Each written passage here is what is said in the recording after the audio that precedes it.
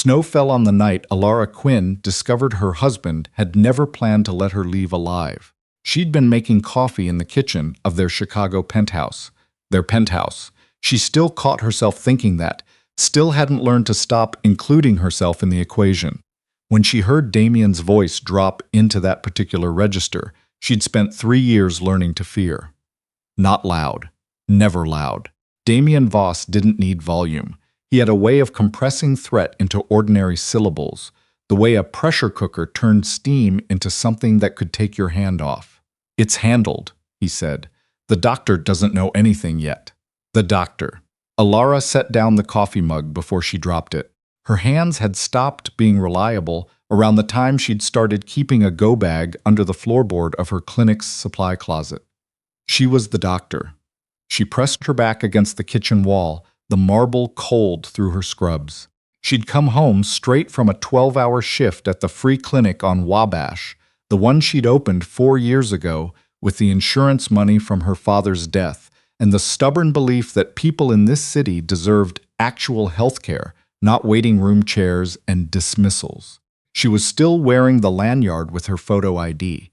She looked exhausted and ordinary and completely invisible to the 2 men standing 20 feet away in Damien's study, which was really just a room where people went in and didn't always come back out the same way they went in.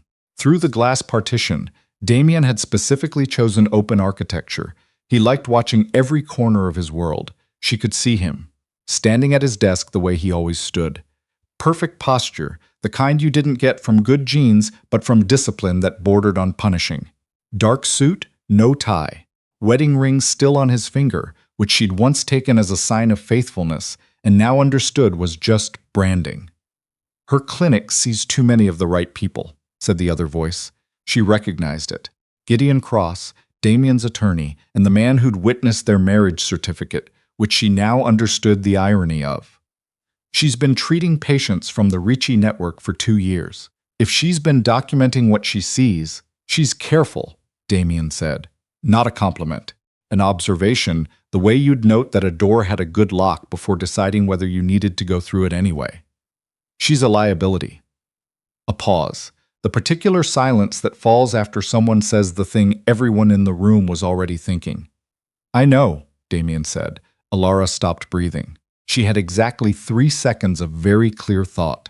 The first, her daughter Zoe was at her grandmother's house in Oak Park, 40 minutes away, and she thanked every version of God she'd ever half believed in for that specific geography.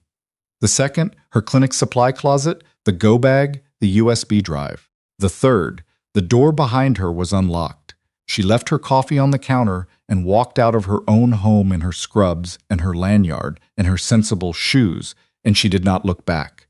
Elara had grown up watching her father carry a particular kind of weight. He was a forensic accountant, the type the federal government used when they needed someone to find money that had been deliberately made invisible. As a kid, she hadn't understood what that meant. She'd thought he worked with numbers the way other fathers worked with wood or cars, something careful and precise and entirely harmless. She'd been partially right about careful and precise. The harmless part she'd understood better after his car accident 8 years ago, on a highway he drove every week with no weather and no other cars involved. The investigation concluded it was a single vehicle incident, mechanical failure.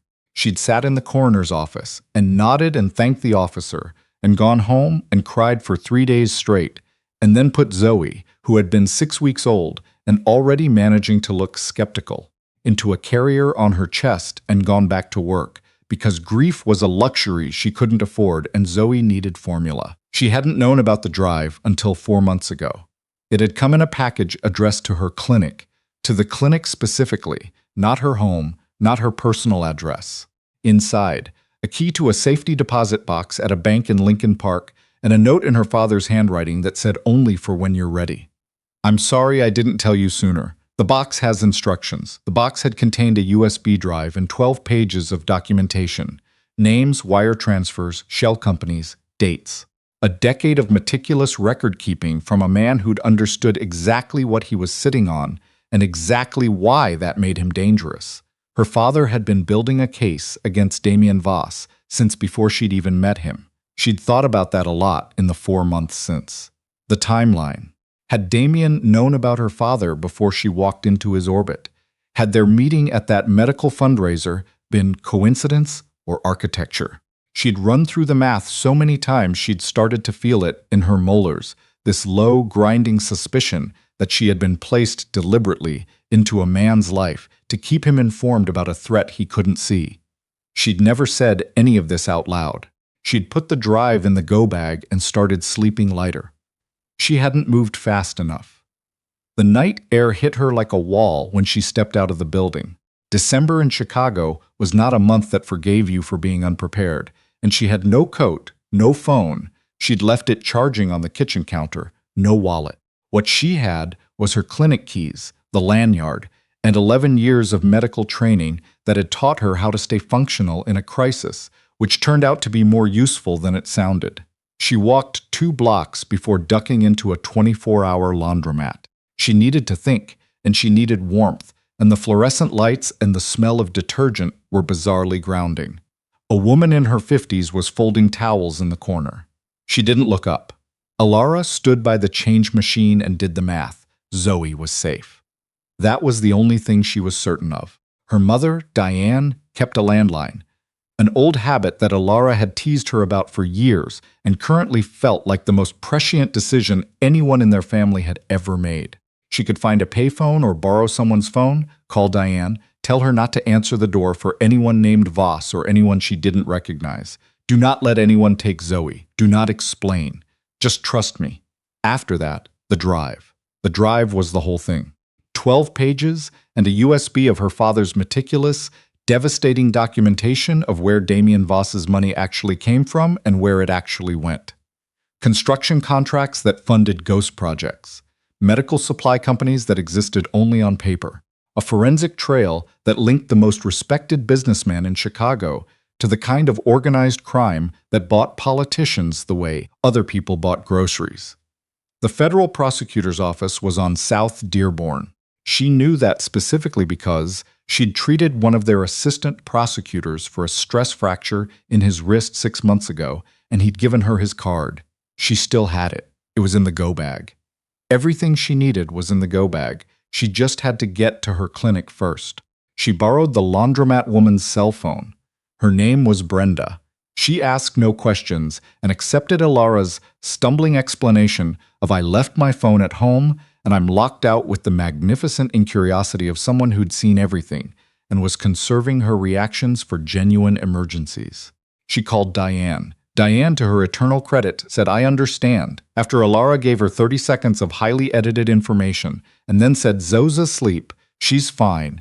Don't call again until it's over," and hung up. The clinic was 15 blocks away. She walked them, not running. Running drew attention.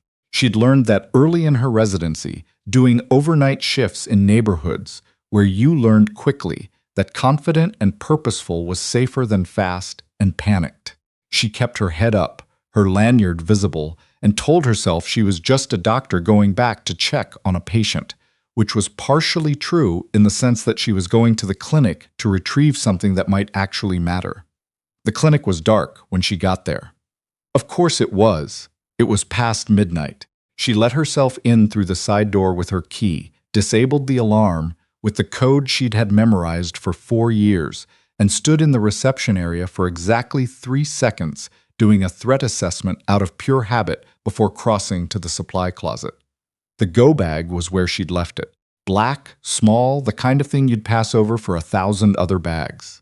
Inside, a change of clothes, $300 in cash, her passport, the business card for the assistant prosecutor.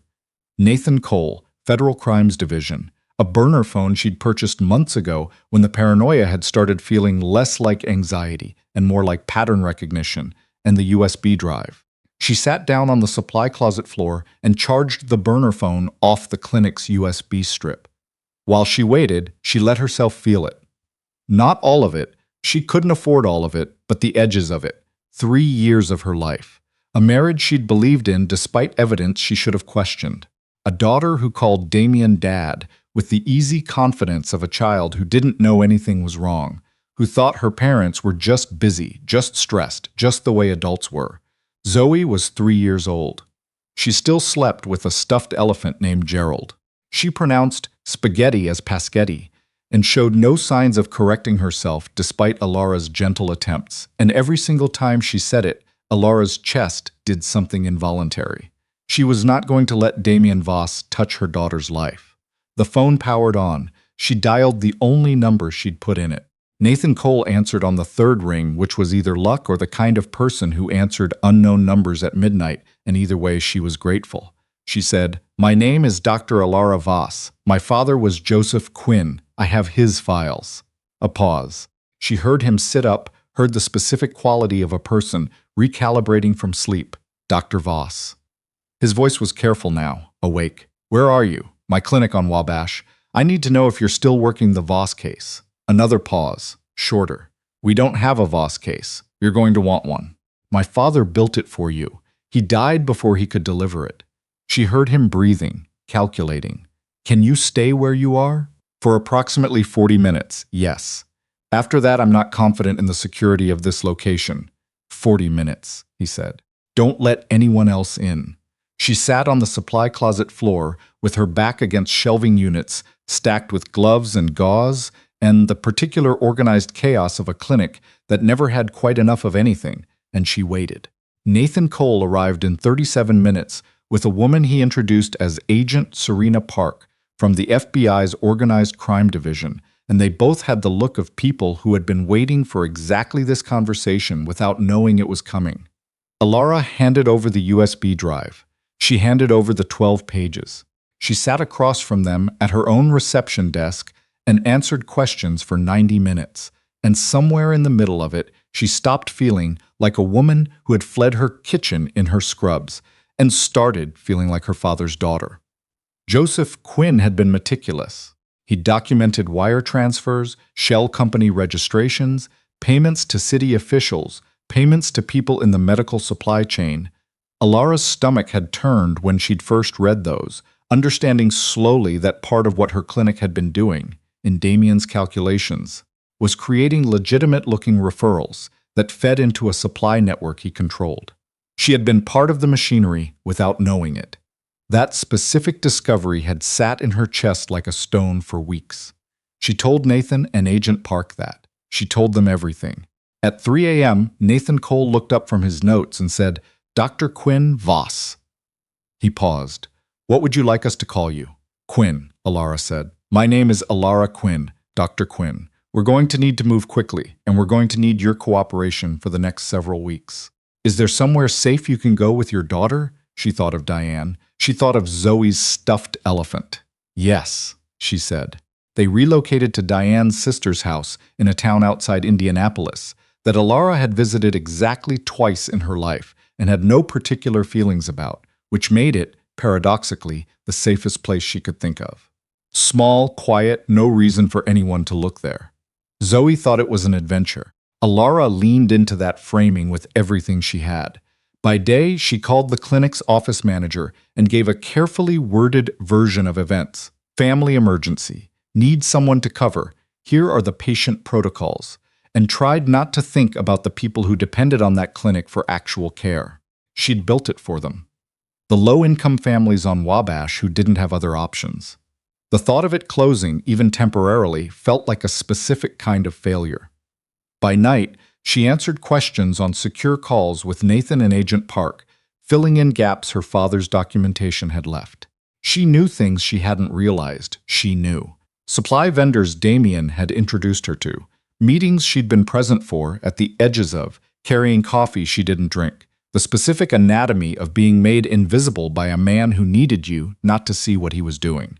She'd been invisible for 3 years. It turned out that had made her observant.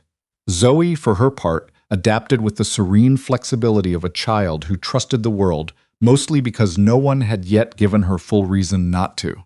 She found a dog at Diane's sister's house named Frank and declared him the best dog she'd ever met, which was a confident position, given that she'd met approximately 4 dogs in her life. She ate her paschetti. She slept with Gerald. She asked once where Damien was, and Elara said they were going to talk about that soon, and Zoe had nodded with the particular gravity of a 3-year-old deciding whether to press further, and then said, "Okay," and went back to Frank. Elara had to go to the bathroom and stand very still for a few minutes after that. The arrest happened on a Tuesday. She heard about it from Nathan, who called at 7 a.m., and said it's done in the tone of someone who had been working toward a thing for a very long time and wasn't sure how to hold the arrival of it. Damian Voss was taken from his downtown office. Gideon Cross was picked up simultaneously at his law firm. 7 other names, politicians, supply executives, 2 police captains, were arrested in the same window. "Your father's documentation was the foundation of all of it," Nathan said. "Every charge we're filing traces back to what he built." Elara stood in the kitchen of Diane's sister's house in Indiana, looking out at a flat backyard covered in brown grass and thin frost, and let herself cry for exactly 90 seconds. For her father, who had died knowing something and not being able to stop it fast enough. For herself, for the 3 years she'd spent inside something she hadn't fully understood. For the versions of her marriage she'd believed in, before she'd understood what she was actually living. Then she blew her nose and went to make Zoe breakfast. The weeks that followed were not the relief she'd imagined. Bureaucracy had its own rhythm, and it turned out that being a key witness in a major federal case meant a specific kind of suspended existence. Not free, not in danger, just held in the amber of process. She answered more questions. She reviewed documentation.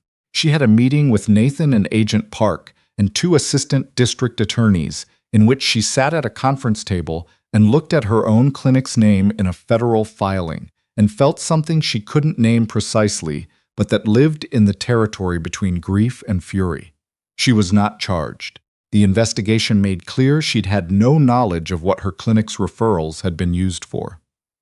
"Unwitting participant" was the phrase Nathan used, gently, in a way that was clearly meant to be reassuring, and instead made her want to put something through a wall. "I want to reopen the clinic," she said. It was a Friday afternoon.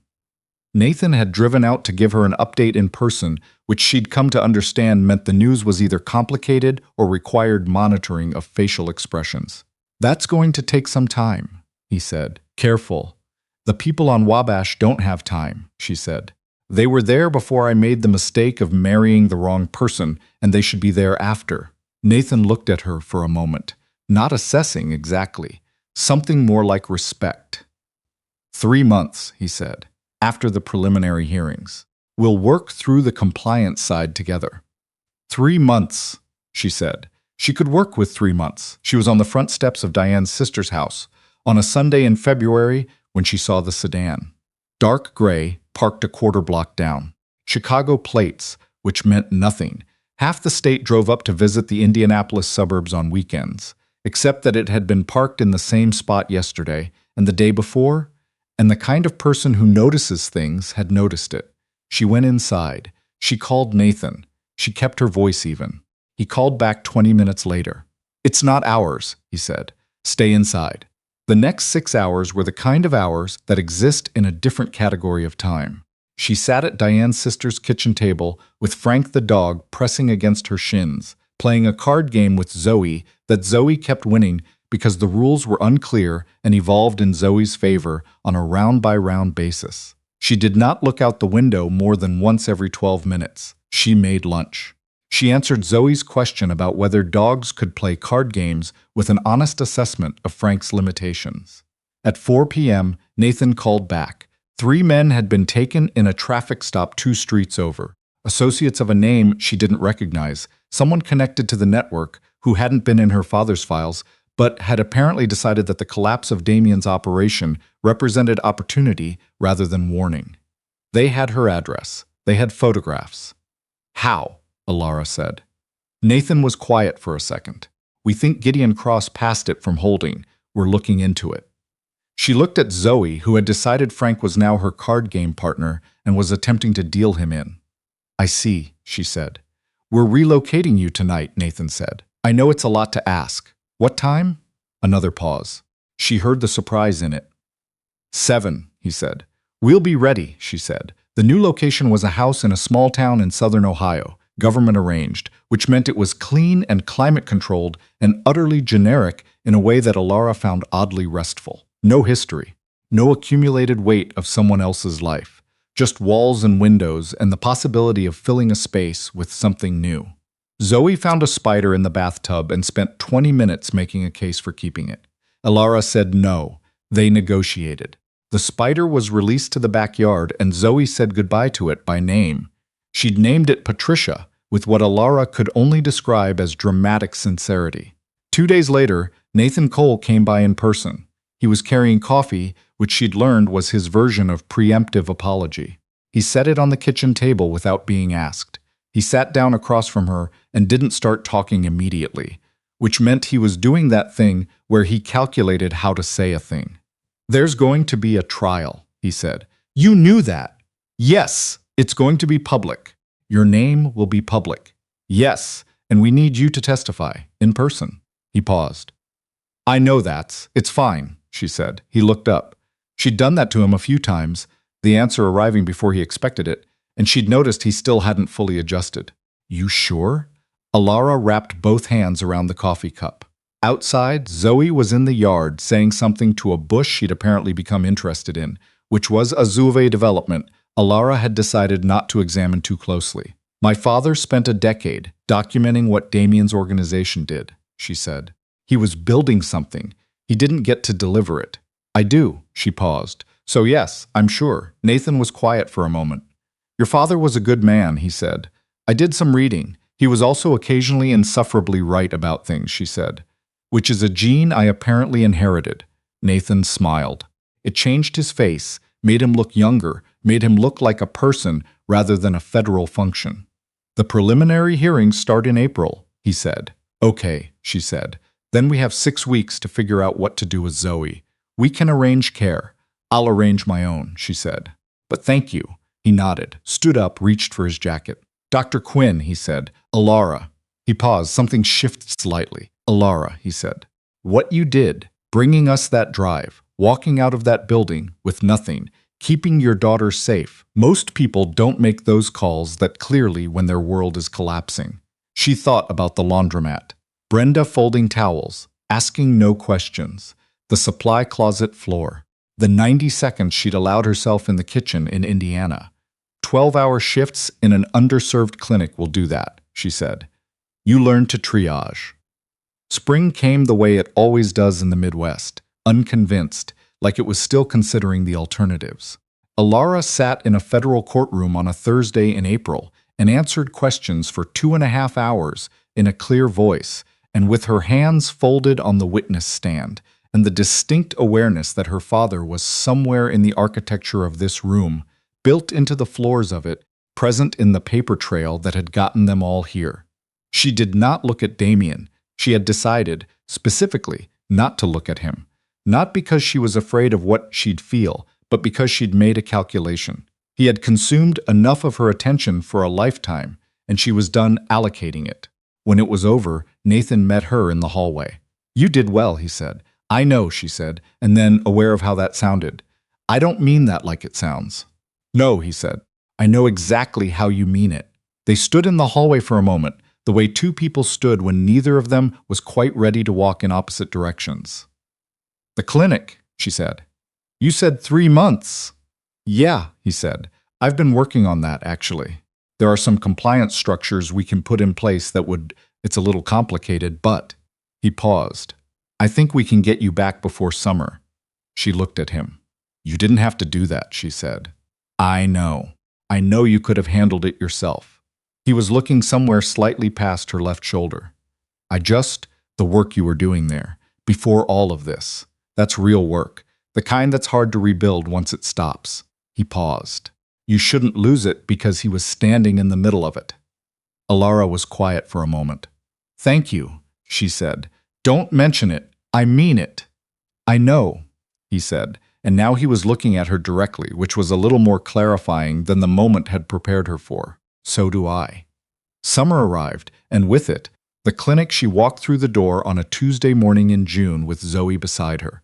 Zoe had wanted to come, had asked with the insistence of a child who understood, in some inarticulate way, that this was important, and stood in the reception area that smelled like antiseptic and the particular paper smell of patient files and something else she couldn't name until she realized It was just the smell of a place that had been hers. She turned the lights on. "It's smaller than I thought," Zoe said, turning in a slow circle. "You've been here before," Elara said. "I know, but I forgot." She looked up. "Can I sit in one of the chairs?" Yes. Zoe chose the chair farthest from the door and sat in it with great deliberateness, swinging her feet. Elara stood in the middle of the room and let herself feel what it felt like to be standing there. Not what she'd expected, which was triumph. That was too clean. More like something complicated and earned, the way a scar felt when you pressed on it and found it solid. She'd built this place from her father's death and her own stubbornness, and the belief that care was not something that should be contingent on how much you could pay for it. She'd kept it running through a residency and a marriage and a pregnancy and 3 years of not quite understanding what she was living inside. And now she was standing in it on the other side of everything, with her daughter swinging her feet in the waiting room chair, and the lights were on. Her phone buzzed. Nathan, guilty on all counts. Damien and Cross both. Sentencing in August. She read it twice. Put the phone in her pocket. "Mom," Zoe said. "Is everything okay?" "Yes, everything's okay. Are we going to stay here now? In Chicago?" "Yes, in this building." "Well, I work here. So yes, I'll be here a lot." Zoe considered this.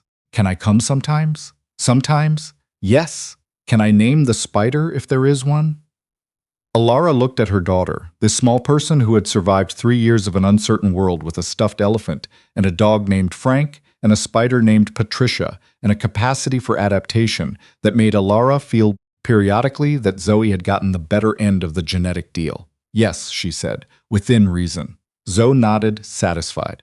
She jumped down from the chair and took Elara's hand, which she'd started doing less often in the way 3-year-olds did when they were practicing independence, which meant when she did it, now it landed differently.